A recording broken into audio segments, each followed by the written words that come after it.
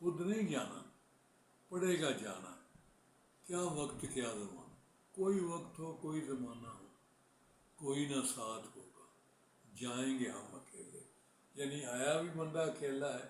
کتنی بڑی حقیقت ہے یارو، اکیلا آیا ہے اور اکیلا ہی جانا ہے اس نے، کوئی ساتھ نہیں ہوگا۔ اور یہ زندگی کی مل، اور کیسی بات ہے کہ روز ہم دیکھتے ہیں، میں نے پہلے بھی ایک دفعہ کہا تھا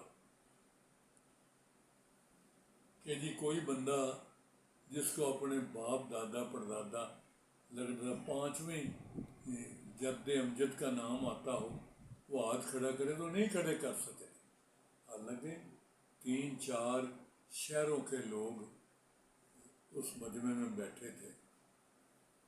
مجھے ایسے ہی خیال آ گیا کہ یار بڑی باتیں ہم کرتے ہیں، لوگوں کو آزماؤ تو صحیح کہ لو جی دیکھتے ہیں کتنا ہم اپنے بزرگوں کو یاد کرتے ہیں، تو ذرا بتائیں، نام جس کو نام آتا ہے وہ ہاتھ کھڑا کرے۔ آپ یقین کریں کسی ایک بندے نے بھی ہاتھ کھڑا نہیں کیا۔ میں نے کہا بھئی مجھے اپنے 5ویں جد امجد کا نام آ جاتا ہے یاد، کسی وقت وہ بھی بھول جاتا ہے، تو 4 سے زیادہ نہیں آتے، بڑی اچھی طرح یاد رکھتا ہوں کہ یہ ان کے نام۔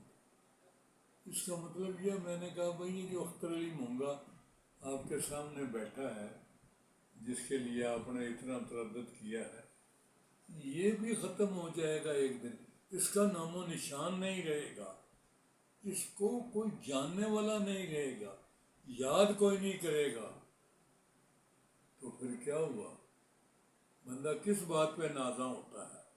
فلانے علی خان تو فلانے علی تو فلانے علی، اور بھئی یہاں کئی آئے کئی گئے، یہ تو سب نے چلے جانا ہے اور پھر لوٹ کر نہیں آنا۔ بھائی میرے بات سن لیں، پھر لوٹ کر نہیں آنا۔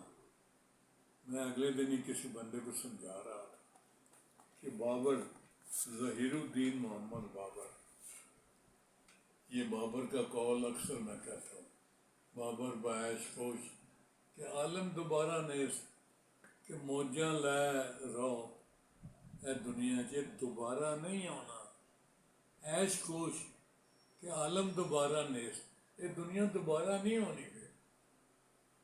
تو آئیں آج اس اتنی بڑی حقیقت کو پلے باندھ لیں اور کبھی نہ بھولیں۔ فی امان اللہ۔